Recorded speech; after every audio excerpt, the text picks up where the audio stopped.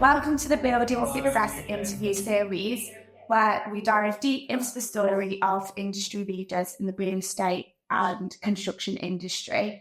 Today with us, we have Matt, who is a partner at Core 5 with over 20 years in the industry. Hi, Matt. If you would like to give us an introduction to yourself, I encourage you so far. Yeah, thank you. Hi. So my name is Matt Viall, partner here at Core 5. So we're a QS practice. We've been around for about 12 years. Started off in London and then recently moved into Birmingham. I started in banking. So when I left school, I thought, I really enjoy working with numbers. My dad said to me, everyone's always going to need a bank. So I'm going to work for the bank. So I did that. I felt that was starting to become more about selling credit cards and insurance and the like. And thought, well, actually, I'd always felt that I should have gone to university. I thought I could have done that. But bearing in mind I was probably 23, thought I was really old. If I'm going to go to university, I'm going to need a job. So at the end of it, I need to do something vocational. We had a member of the family who worked in construction asked me, so what have you thought about QSing? Looked into it, started to think about what was it. And again, I thought this actually is right up my street. There's quite a lot of numbers involved in this, quite a lot of analytics. So I went to university at that point, worked whilst I was at university for Davis Langdon. So dropped them a quick note to say, look, I have some experience, so could you give me some summer placement work or Christmas? So worked for DL, then went to work for DL in London. And then I worked in London for a couple of years and thought, actually, I need to do something slightly different. Wanted to move home. I'm actually from Cheltenham, so moved back to Cheltenham and then got a job here in Birmingham. And that was, 20 years ago. So been in QSing ever since. Okay. And what made you make the move from Cheltenham to Birmingham? What kind of inspired you to move to Birmingham? Really good question, actually, because I was talking about this earlier on. I've always wanted to be the best at what I could get to. So if you're going to be the best QS, I didn't feel as though I do that by working in Cheltenham. Okay. The reason being, if you want to work on the bigger, high-profile, more complex projects, and the only place you really get those is in cities. Yeah. Genuinely, we were up in Paradise earlier on. You get big projects in cities. It's really difficult to do what I wanted to do from a town. So we're based halfway between Bristol and Birmingham. For me, it was either do I go into Bristol, and I had a look at Bristol, but felt actually they'd done quite a lot of development at the time, and Birmingham was one of those cities that was probably under invested, probably an awful lot more going for it. So I decided to go into Birmingham because they're both about 45 minutes from my house. When you're making a choice in the QS, it's really important to think, okay, what do I want to be involved with? I think there's an awful lot, there's more choice now. So if you want to go into specialise in infrastructure, you can do. If you want to specialise in public sector, you probably can do. If you want to specialise in sort of commercial development, private development, you can do. If you want to work for a contractor, you can do. So it's really important to go which side of the industry do I want to work on, and which part of that industry do I want to work on. So I very firmly wanted to work in real estate rather than infrastructure. I really wanted to work in kind of with commercial clients. So that's the projects that we tend to do at Core 5. So we do an awful lot of commercial development, residential development. We're working, for example, with MasterChef down in Birmingham, just recently completed that. We're also working with Aston Villa. We've just let a big project in down in Broad Street, which is residential development. So we tend to focus on more of the high-profile commercially led projects, and that's what we tend to do from this office as well. So you talked about a lot about the projects, some really interesting projects, especially for those who are football fans, like Aston Villa fans, kind of TV programme watchers. You've got your MasterChef studios. What do you think culturally makes Core 5 a great company to work for? There's a few things. I think when we first set up here in Birmingham, we needed to be really, really clear on what we wanted to do. Yeah. And the reason that becomes important is, as I said, there's lots and lots of QSs out there. Or, we did the analysis that looked at, the number of QS practices in and around the city, and you've got everybody from all of the kind of the big high street brands to some of the really smaller businesses. So we have to be really, really clear on if we're going to be really good at this and want to be the best at it, where are we going to aim at?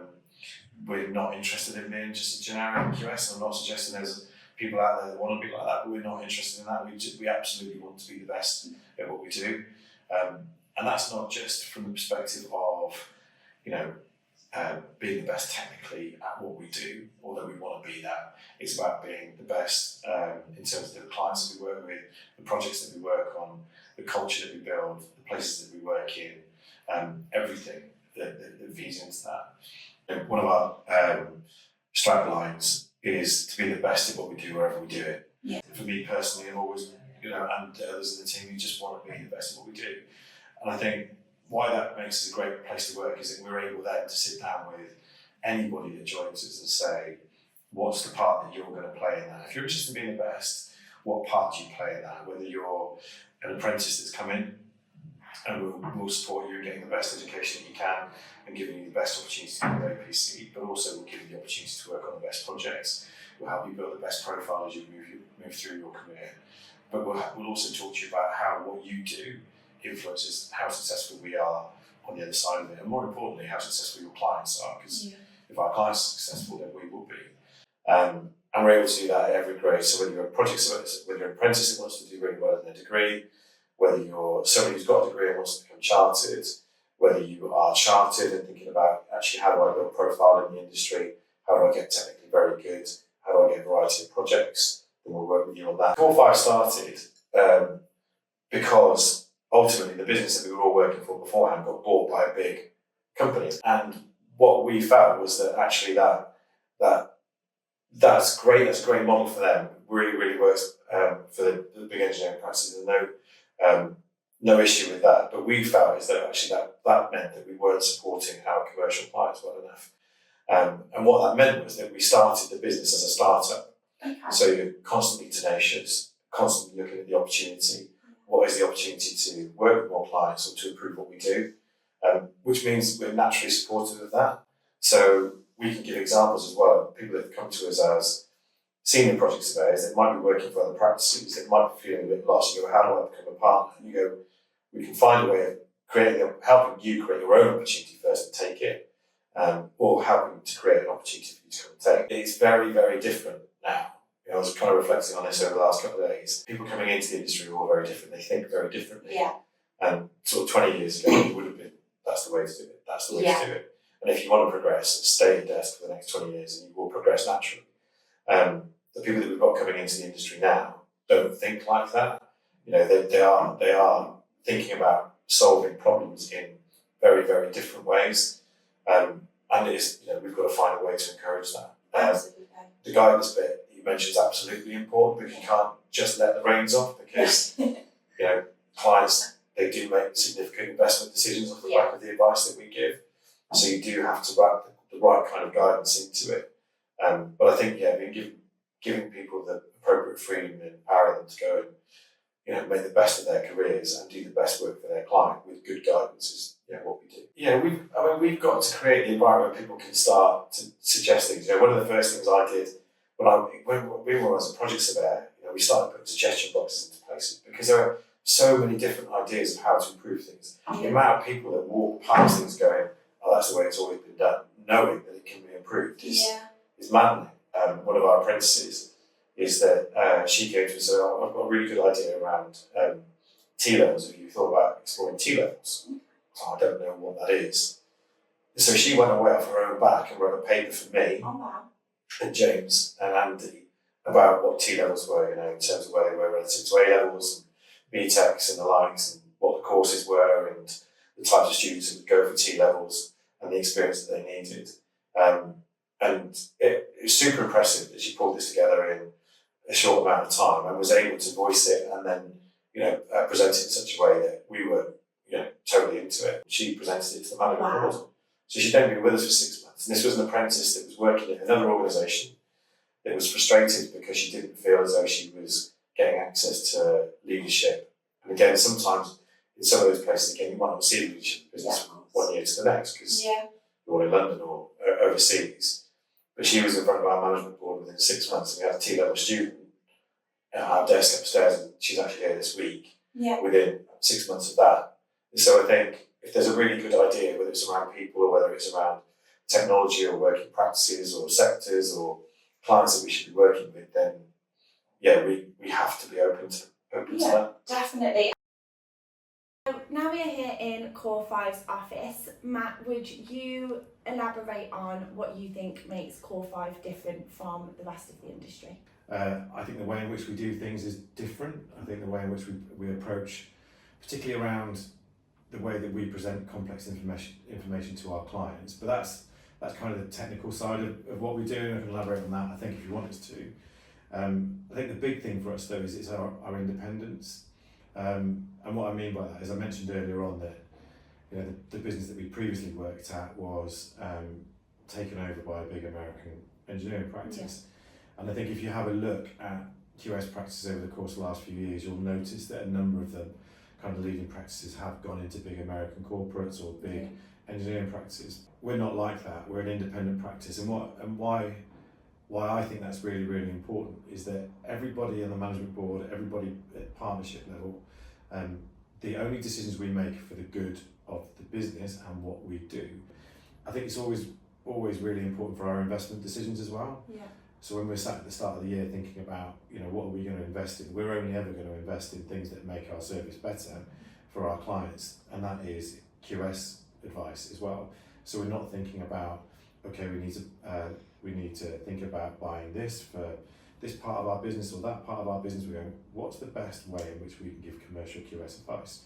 Let's invest in that, and that's whether we're investing in our software, IT, or the hard stuff, or whether it's the people that we invest in. Yeah. And you said about the technical side of things that you do, and the way you present information is quite unique as well. Would you mind elaborating further on that? In terms of the way that we present information, QSs do have a reputation for effectively waiting and sitting in on projects, waiting for the design information to come to them, and then at the end of the stage presenting it to the client and giving them a big cost plan, 100, 200 pages of information, and go, there you go and decipher that. We don't do that. We get much more involved throughout the process, so all the way through a design process, and we're presenting information to our clients visually all the way through that. Brilliant.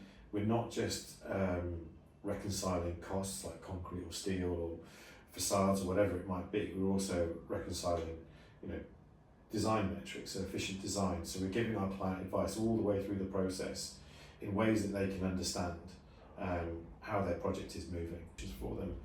And I suppose that would really support with the relationship building, because in the way that you're getting to know them and how they like their data presenting, you're really kind of forming that partnership with them to be able to support them and get that repeat business with them and develop the partnership a lot longer, I would imagine. Yeah, and for all the technical side of QSing and the industry and all of the movements into data, it is a people industry. It's about relationships.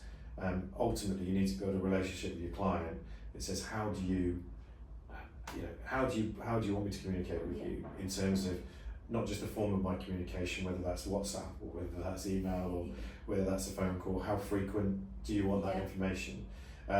So I think it's about understanding your client, what their drivers are. And we spoke a lot about kind of really getting to know these clients and really kind of making it bespoke to their styling. So as you were coming up through the construction industry, who would you say has been your kind of biggest influence? Yeah, it's funny. There's two parts. There's probably loads of parts to the answer to that. But because you're a product ultimately of all the people that you meet and spend time with, and I've had some really good bosses, but I've also had some really bad ones. Yeah. But you still learn an awful lot from the bad ones. And I remember the worst one that I had was a client, but the thing that sticks in my mind most about what he taught me was no surprises. Yeah. Like no surprises, which means you've got to get ahead of everything. But I wouldn't say he was the strongest influence on my career. I think the two parts I probably look back on is, I mentioned that when I left school, I went to work for a bank, and the managers there were good. They were great because they were right at the formative years of my formative years when I was working. But when I came out of university and started at Davis Langdon, they said, it must be that your strongest influence was your work experience time at Davis Langdon. And I said, no, it wasn't that, actually. It was my time at the bank. And the reason I say that is because they're so focused on customer service, Yeah. so focused on getting to understand your client, so focused on, you know, trying to generate those things that you have in common that you can start to talk about, and effectively, you know, putting them first. Absolutely. In terms of an individual, yeah, we would have to say my dad. He basically ingrained this kind of like strong work ethic. Yeah. You know, you've got to work hard. If you want rewards, you've got to work hard. Absolutely. And I think that's incredibly important. You come into the industry now, the industry's hard, you know, construction's a hard industry. And actually there's also this real requirement to get to where you want to get to really quickly. But actually you're only ever going to get there if you work hard. Work smart, but work hard. Yeah. And so I think, yeah, he ingrained all of that in me. But also in terms of, you know, being personable and having a good sense of humour about it. It's not to take yourself too seriously. I think it's, you know, that it's quite a difficult balance to strike, actually, I find, between, you know, working really, really hard, getting the things done you need to get done, but also being able to maintain a decent sense of humour during all of that. Yeah. So I think, yeah, it's probably my dad's my biggest influence. The thing about the passion for the industry, again, it comes back to what I was saying earlier on. I don't think I've really ever had a passion for quantity surveying, i.e. surveying quantities, you know, sitting and measuring things and putting cost plans together. What I do have a passion for, though, is being the best that I can be, and working for a business that wants to be the best it can be. We do meet a lot of QSs actually that want to make a difference to the physical environment they work in. Okay. You know, we work in Birmingham, and actually if you speak to quite a lot of people in the team, you know, they want to improve Birmingham, and you can do that in lots of industries, but actually construction is one of those industries where you can see the output of that. You can actually see a building going up, you can see things happening around you, and then when you see that go up, you see people working with it, and places getting busier, and people spending money, and, you know, the economy moving, and all of those kinds of things, and kids enjoying playgrounds and whatever it might be. So I think, yeah, there are a lot of people that work in QS that have just got a passion for the kind of the physical outputs, but there are also people in there that, you know, love maths, love analytics, love data, and all that kind of stuff. Construction does, it gives you lots of opportunities to work in lots of different areas. Absolutely, yeah. QSing does that as well. If you want to be really, really good technically, fine. If you want to be really, really good at contract, fine. If you want to be really good at data, fine. If you want to be really good at business development, fine. Negotiation, procurement, there's lots, you know, there's lots of different avenues for you. But I think it's definitely about spotting the opportunity and trying to open your own doors, and ultimately just push them open, have a look on the other side. If it's not quite right, find another one. But don't expect anybody else to be able to do it for you, and not to give up at kind of, if that one, just because that door didn't lead to the right thing, like you said, try the other doors, push the other doors, and don't give up at the first hurdle as such. We tend to say we like to have people in the office 4 days a week, and the reason we've landed at 4 is we did an awful lot of work looking at each of the grades within the business and what work they tended to carry out, and what support they needed in order to carry out that work, whether that was access to IT or people or whatever it was. And we were finding that through the pandemic, we had a lot of graduates working at home, you know, on kitchen tables, in their bedrooms, working remotely with, you know, poor internet connections, or with people living in the, you know, lots of people living in the same house, or if they live with their parents. Again, it's not necessarily a suitable environment to work from. Of course, yeah. And so we felt that we had to put more support in place for some of our junior members of staff, not just because of that, but because they needed access to more experienced people. You pick up an awful lot of information just from listening to others on the phone. The amount of things that I learned about how to talk and work with contractors and consultants and clients just by listening to people on the phone is unbelievable. So we like people to be in the office to have that. We also want to create a social environment where people get along with each other, they know each other. You know, we go out for lunch, we'll do payday breakfast here, or things like that, and we'll go out and do things socially. And that's important, because you want to create a team spirit, ultimately. Absolutely. You know, whilst we've got 4 people in the office 4 days a week, if someone picks up the phone and says, actually, you know, my child's out of nursery because they've been unwell and I've got to keep them out for 48 hours, you've got childcare issue, you go, that's fine. Yeah. You know, So there's no the issue flexibility there. I think there's a real difference between flexible working and having a hybrid working model. But ultimately, yeah, we landed, having more presence in the office than at home, primarily around development, primarily around supporting our clients, primarily around sort of building a team. But you have to have the flexibility to work with your team to say, look, we recognise that at certain times there's going to either be workload issues that mean you're better at home, or there's going to be personal issues that mean you're better off at home. So I think, we're pretty relaxed about that. So that concludes our conversation with the incredible Matt Viall. Thank you so much for sharing your insights and your stories and telling us more about the culture of Core 5.